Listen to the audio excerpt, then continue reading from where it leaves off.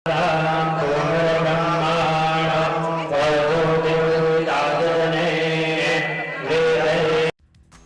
विभिन्न ज्ञानवर्धक कार्यक्रम देखने के लिए आप हमें अभी सब्सक्राइब करें, बेल आइकन को प्रेस करें ताकि आप देख सकें हमारा कार्यक्रम सबसे पहले। और अधिक जानकारी के लिए फेसबुक पेज को लाइक करना न भूलें। जय माँ इंद्राक्षी। इंद्राक्षी धाम में दर्शकों आप सभी का हम हार्दिक स्वागत करते हैं।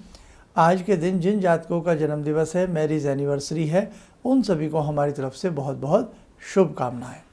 आज का पंचांग 22 अक्टूबर सन 2020, दिन बृहस्पतिवार, आश्विन माह शुक्ल पक्ष, संवत 2077। तिथि आज षष्ठी है, नक्षत्र पूर्वाषाढ़ा है, राहु काल 1:30 से 3 और दिशा सूल दक्षिण दिशा। आज भगवती कात्यायनी का हम पूजन करेंगे। भगवती कात्यायनी को हम क्या अर्पण करें आज के दिन, और आज की तिथि के हिसाब से, आज के दिन के हिसाब से क्या अर्पण किया जाता है, और कल के दिन और तिथि के हिसाब से भगवती को हम क्या अर्पण करेंगे, आज ये सारी आपको हम बातें बताएंगे। जितने भी नवरात्र इस बार सब ने रखे हैं, मुझे पूर्ण विश्वास है भगवती की सभी की मनोकामनाओं को पूर्ण करेंगी। और आपने जैसा आपसे बना है, जैसा आपने किया है, आपने बहुत सुंदर किया है, बहुत अच्छे से किया है। आप किसी तरह का मन में संशय, वहम, मैल, किसी भी तरह की कोई चीज़ अपने मन में स्थापित न करें, ठीक है। दूसरी बात, इस बार एक बड़ी अजीबोगरीब हिसाब बन रहा है। क्या बन रहा है कि जैसे कि हम 22 तारीख की बात कर रहे हैं, आज की षष्ठी तिथि है, लेकिन षष्ठी तिथि जो है सुबह 7:41 तक है। इसके बाद सप्तमी लग जाएगी। ऐसे ही कल सप्तमी भी है सुबह 6:57 तक, उसके बाद अष्टमी लग जाएगी। तो इस बार छठ और सप्तमी इकट्ठी आ गई, सप्तमी और अष्टमी इकट्ठी हो गई, अष्टमी और नौमी इकट्ठी हो गई, और नौमी और दसवीं इकट्ठी हो गई। देखो कमाल की बात, अगर नौमी का सुबह सूर्य उदय होता है तो दसवीं का सूर्य अस्त होता है। इस बार कुछ ऐसा ही भगवती ने संयोग बनाया है। तो जो अष्टमी करना चाहते हैं तो वो ध्यान रखें, वो 24 तारीख को करें। और जो नौमी करना चाहते हैं, अगर उन्हें यह है कि हम सूर्य उदय की तिथि लें, तो वो 25 तारीख में करें। नहीं तो अगर सूर्य उदय की तिथि का कोई मन में वहम नहीं है, तो नौमी और अष्टमी इकट्ठी है 24 तारीख की। जो 24 तारीख को कन्या पूजन करता है, उसकी अष्टमी नौमी दोनों मानी जाएंगी। कोई किसी तरह का वहम मत रखना।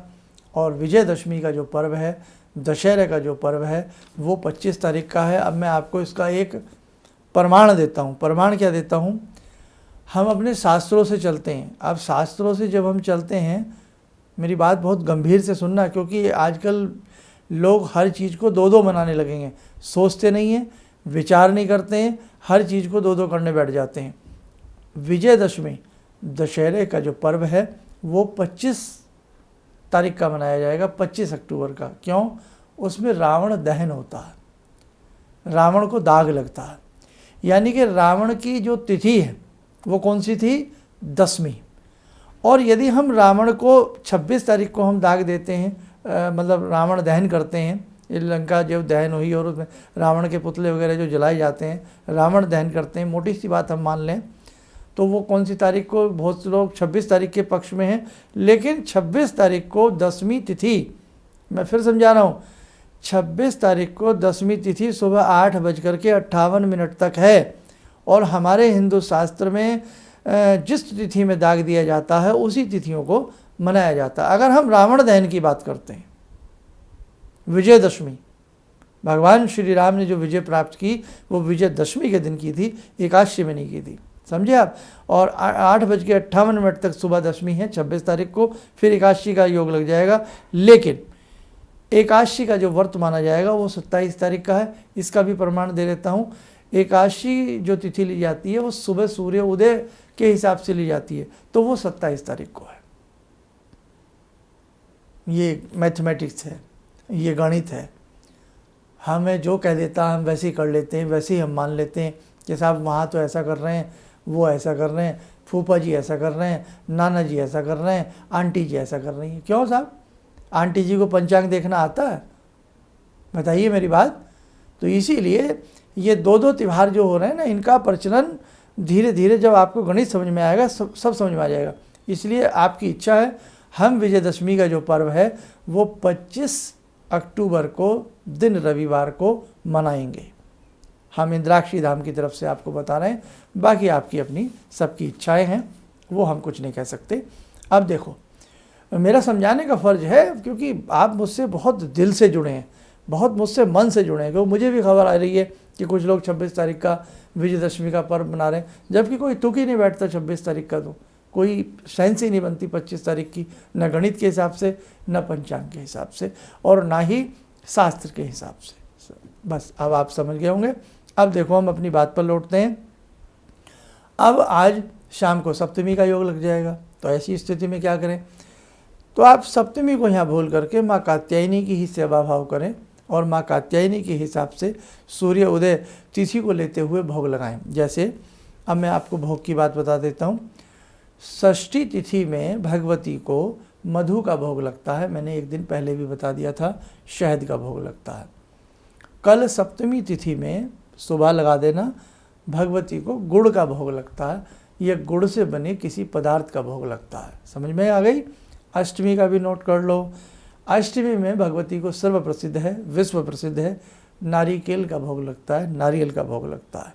अक्सर हम भगवती को नारियल ही चढ़ाते होते हैं, चाहे वैष्णो देवी जाएं, किसी भी देवी के दरबार में जाएं, तो अष्टमी का नारियल का भोग सर्वश्रेष्ठ माना जाता है।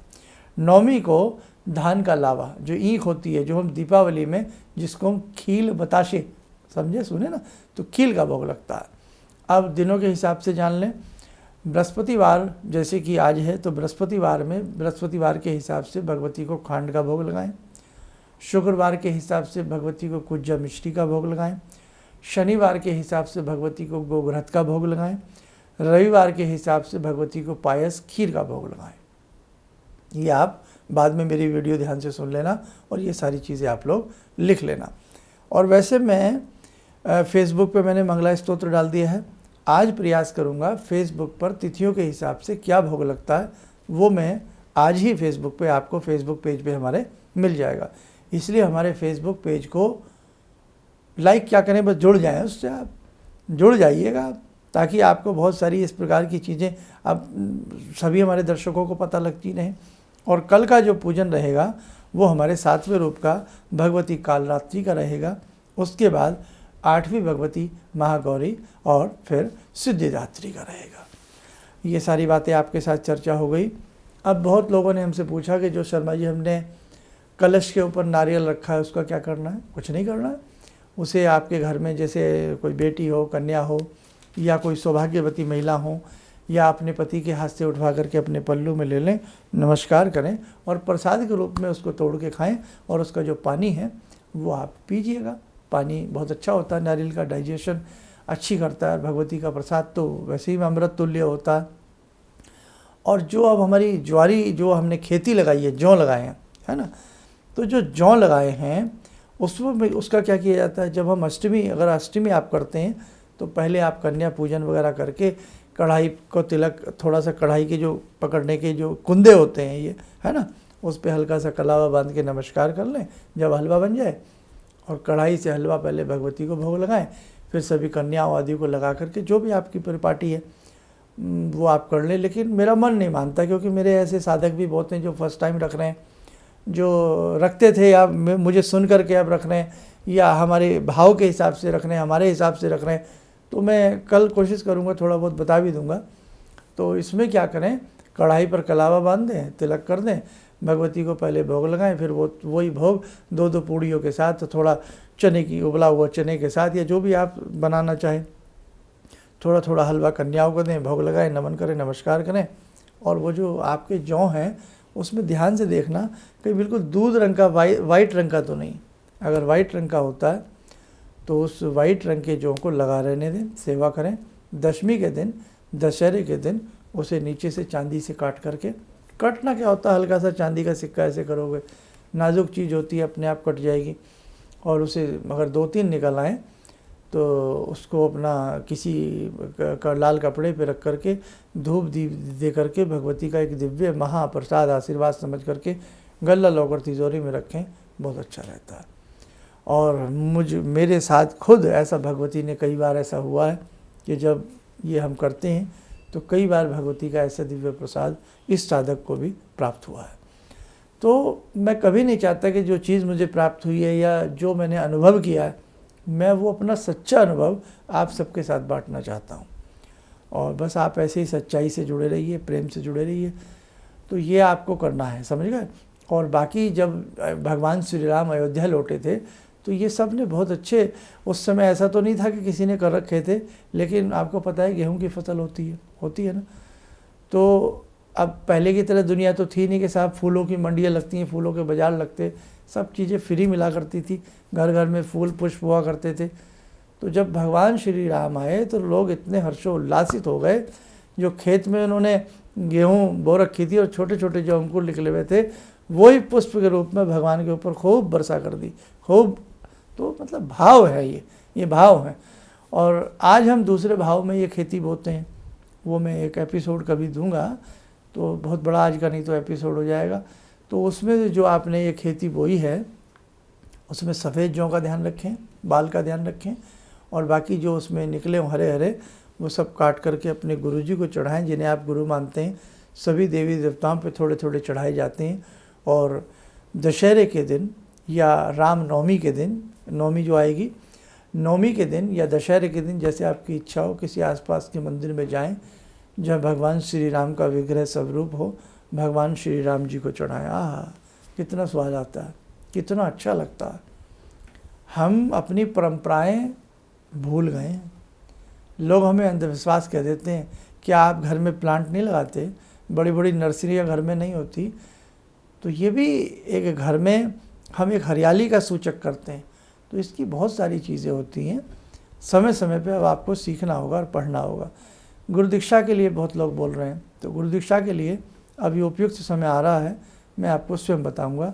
जो लोग दीक्षा लेना चाहते हैं, हमसे जुड़ना चाहते हैं, उनके लिए हम कुछ ना कुछ करने वाले हैं और उन्हें हम बताने वाले हैं। तो ये आपको आज की सारी जानकारी मिल गई। इस बार मेरा मन था कि हर नवरात्र आपके साथ बना रहूं, ताकि आपको कोई चिंता ना हो, आपके मन में कोई परेशानी ना आए तो उसे हम सुलझाएंगे। तो ऐसा आप कर लीजिएगा और बाकी चिंता मत करिएगा। मैं बहुत दिल से आपके साथ हूँ और मुझे पता है आप भी बहुत दिल से मेरे साथ हैं। और आप ही नहीं, हमारे देश में बैठे सभी भाई बहन तो हैं ही हैं, विदेशों में बैठे नाना भांति से लोग हमें सुनते, हमसे जुड़े हुए हैं, प्यार करते हैं। तो आपका प्यार हमें लौटाना पड़ता है अपने शब्दों के माध्यम से। हालांकि प्यार की कोई कीमत नहीं होती, लेकिन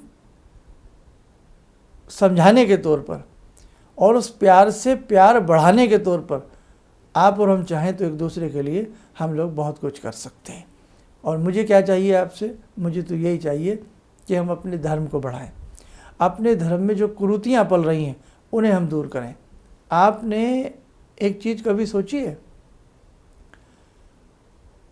नाक पूछने नहीं आती लोग बागों को, नाक पूछनी जिसे कहते हैं, वो हमारे धर्म को बदनाम करने के पीछे पड़ जाता है। कुल्हाड़ी लेकर के हमारे धर्म के पीछे पड़े हैं, आज से नहीं, लंबे समय से। क्यों? हमारे धर्म क्यों मिलता है सबको? कोई पिक्चर बना दे हमारे धर्म पर हमें बदनाम करने के लिए, कोई नाटक बना दे, कोई सीरियल बना दे, कोई अखबार में पोस्टर छाप दे, कोई मैगजीन पे छाप दे, कोई कुछ भी कह दे, कोई सड़क पर काली माता बन के भीख मांग ले, कोई शनिदेव बन के भीख मांग ले। हमारा धर्म मिला है सबके लिए। सोचो, कभी सोचना कि हिंदू धर्म के पीछे ही लोग क्यों पड़े हैं। अगर सोचेंगे तो समझ में आएगा सर्वश्रेष्ठ धर्म है ये। इसकी ताकत को कमज़ोर करने का षड्यंत्रकारियों का प्रयास अनेकों वर्षों से चल रहा है, लेकिन किसी की मजाल नहीं है, किसी की हिम्मत नहीं है। परमात्मा में हमारे इतनी शक्ति है, आप खंड खंड करने का प्रयास करें, लेकिन ये धर्म खंड खंड नहीं हो सकता, ये अखंड धर्म है। चलिए आइए दर्शकों, समय हो चला आज की ध्यानमाला से जुड़ने का। आज की ध्यानमाला में पुनः भगवती के कात्यायनी स्वरूप से हम जुड़ते हैं। ॐ सिन्दूरारुणविग्रहां त्रिनयनां माणिक्यमूलस्फुरात् स्तारानायकशेखरं स्मितमुखी भापेन वक्षोरुवां पाणिभ्यामलपूर्णरत्नचषकां रत्नोत्परां बिभ्रति सौम्यां रत्नघटस्थरक्तचरणां ध्यायेत्पराम् अम्बिकां खड्गं चक्रगदेषु चापपरिगान् शूलम्बुशुण्डिं शिरा शङ्खं संदधतीं करे स्त्रीनयनां सर्वाङ्गभूषावृतां नीलासमद्युतिमास्य पाददशकां सेवे महाकालिकां यामास्तो स्वपितैहरो कमलजो हन्तुं मधुं कैटवं विद्युद्दामसमप्रभां मृगपते स्कन्दस्थितां भीषणां कन्या विहकरवालखेटविलसा धस्ताविरासेवितां हस्तेश्चक्रगदाशिखेटविशिखां चापं गुणं तर्जनीं विप्राणामलिलात्मिकां शशिधरां दुर्गां त्रिनेत्रां भजे। कवच बना लें, ध्यान करें, भगवती का आशीर्वाद हम सब पे बरस रहा है।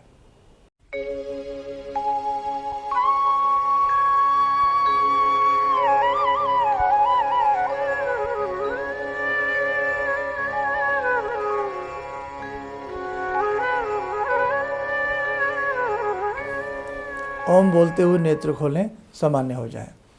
देखो दर्शकों, कैसे कैसे समय बीतता जा रहा है। पाप कमाने के अनेकों मौके मिलते हैं व्यक्ति को। किसी से लड़ता है, किसी से झूठ बोलता है, कहीं कुछ करता है, लेकिन पुण्य कमाने के बहुत कम मौके मिलते हैं।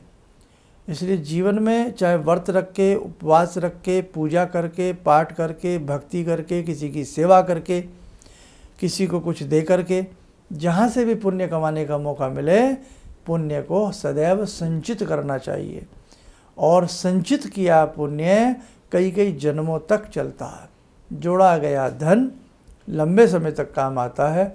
पढ़ी गई विद्या पूरे जीवन भर काम आती है। ध्यान रखें। और ख़ास सूचना, दिव्य यंत्रों के निर्माण नवरात्र की प्रथम बेला से दीपावली तक यंत्रों का निर्माण रहेगा। भोजपत्र पर ये यंत्र बनते हैं, प्राण प्रतिष्ठित किए जाते हैं, फिर फ्रेमिंग आदि करा करके उनकी जो नोट पुस्तिकाएं उनके साथ हम देते हैं। खास सूर्य यंत्र के साथ तो कोई आवश्यकता नहीं है, क्योंकि उसके सामने तो आप गायत्री मंत्र पढ़ सकते हैं। लेकिन श्री यंत्र अंबिका यंत्र के साथ हम नोट पुस्तिका देते हैं, उसमें कई बहुत अच्छी चीज़ें देते हैं। श्री यंत्र के साथ हम आपको कमला स्तुति देते हैं, बहुत अच्छी स्तुति है, तो उसे जैसे जैसे आप पढ़ेंगे आपको आनंद आएगा।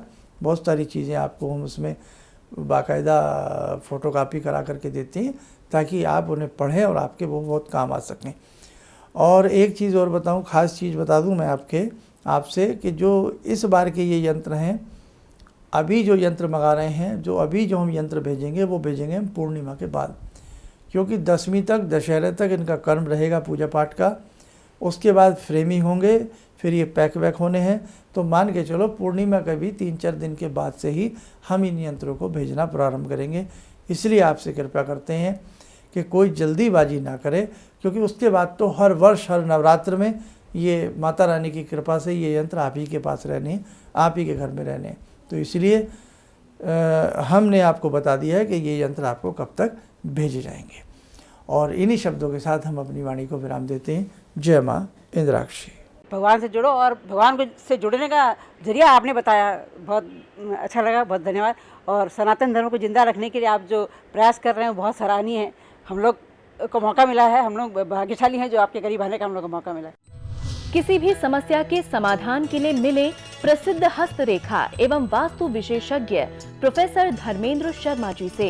नोट: शिविर में भाग लेने हेतु एवं व्यक्तिगत रूप से मिलने के लिए कॉल करने का समय सुबह 10 बजे से शाम 6 बजे तक। हमारे विभिन्न ज्ञानवर्धक कार्यक्रम देखने के लिए आप हमें अभी सब्सक्राइब करें, बेल आइकन को प्रेस करें ताकि आप देख सकें हमारा कार्यक्रम सबसे पहले। और अधिक जानकारी के लिए फेसबुक पेज को लाइक करना न भूलें।